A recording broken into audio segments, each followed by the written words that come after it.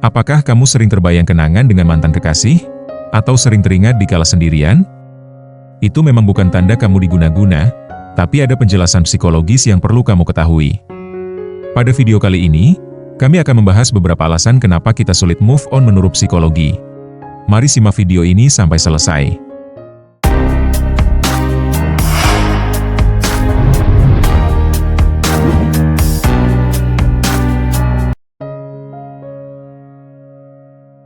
Pernahkah kamu merasa hati masih tertinggal di masa lalu, meski langkahmu sudah mencoba maju? Ada momen ketika senyum seseorang, wangi parfum, atau bahkan lagu lama tiba-tiba membuka kembali luka yang kita kira sudah sembuh. Pertanyaan pun muncul, kenapa begitu sulit melepaskan, padahal kita tahu hubungan itu sudah berakhir? Move on bukan sekadar kata, tapi proses panjang yang seringkali terasa berat. Kita berusaha menutup lembaran lama, namun pikiran dan perasaan justru terus kembali ke halaman yang sama. Seolah ada magnet gaib yang menarik kita kembali pada kenangan, dan membuat kita bertanya-tanya, apakah aku terlalu lemah? Atau memang begini cara kerja hati manusia? Di balik rasa sulit itu, sebenarnya ada penjelasan psikologis yang menarik. Bukan hanya soal cinta, tapi juga tentang bagaimana otak, emosi, dan harapan bekerja dalam diri kita.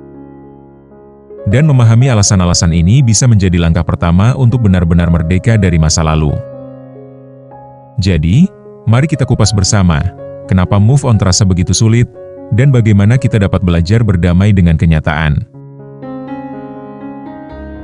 Yang pertama, kenangan terlalu kuat. Salah satu alasan utama kita sulit move on adalah karena kenangan yang begitu melekat.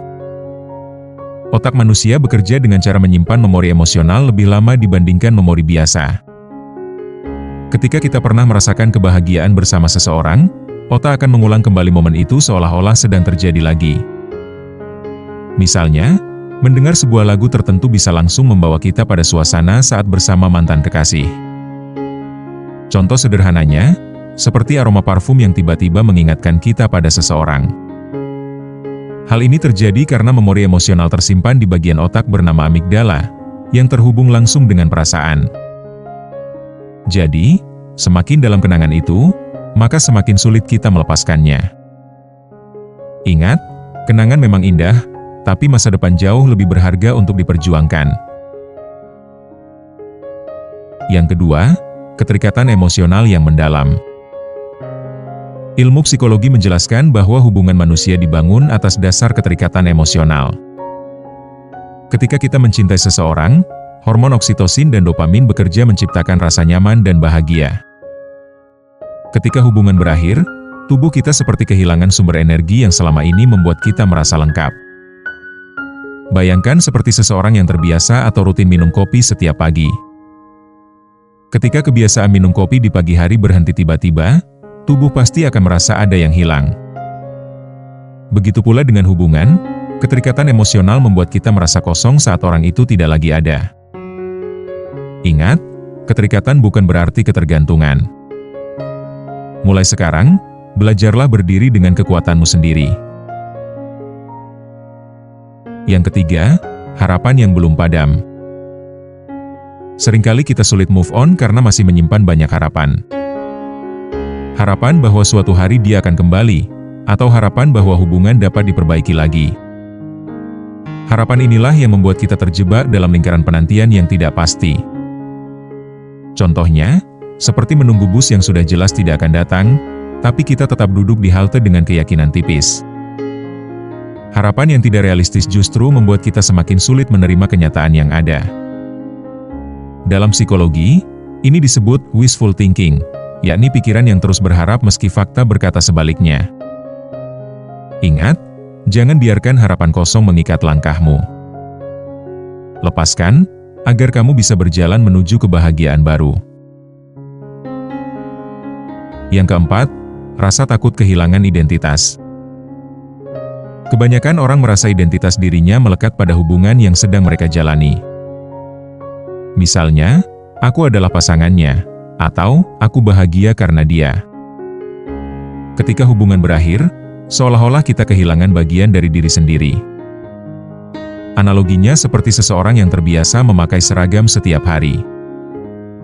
Ketika seragam itu dilepas, ia merasa bingung harus tampil seperti apa.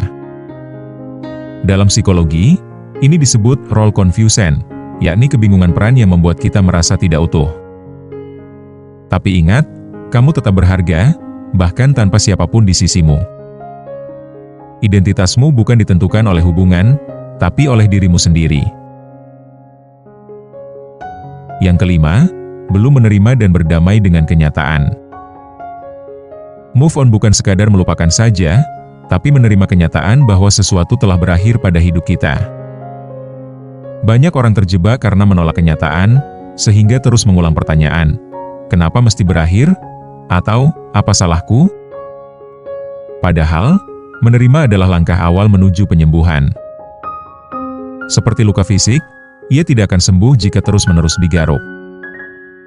Begitu pula luka hati, ia butuh waktu dan penerimaan agar bisa pulih kembali. Berdamai dengan kenyataan bukan berarti menyerah, melainkan memberi ruang bagi diri untuk tumbuh. Ingat, menerima bukan berarti kalah, tapi tanda bahwa kamu siap melangkah menuju babak baru kehidupan. Perlu diingat, sulit move on adalah hal yang sangat wajar, karena hati manusia memang penuh dengan rasa dan kenangan. Namun, jangan biarkan masa lalu membelenggu terlalu lama. Ingatlah, setiap akhir adalah pintu menuju awal yang baru. Move on bukan melupakan, tapi memilih untuk kembali hidup dengan bahagia. Semoga video tadi bisa bermanfaat untuk kalian semua. Jangan lupa like dan subscribe, serta share ke teman dan media sosial. Sampai jumpa di video berikutnya.